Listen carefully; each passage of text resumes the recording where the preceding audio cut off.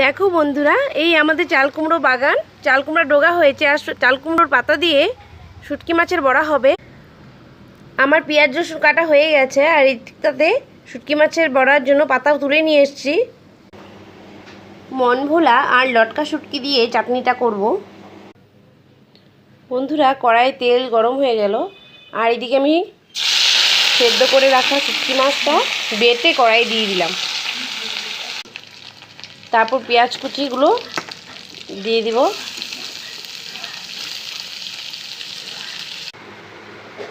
রসুন বাটা লঙ্কা বাটি দিয়ে কষিয়ে নিলেই চাটনি রেডি। এবারে চাটনি পাতায় ভরে নিয়ে এইভাবে পোর করে ভেজে নিলেই শুটকি মাছের বড়া রেডি। আমার ভিডিও ভালো লাগলে এইভাবে আমাকে সাপোর্ট করো তোমরা।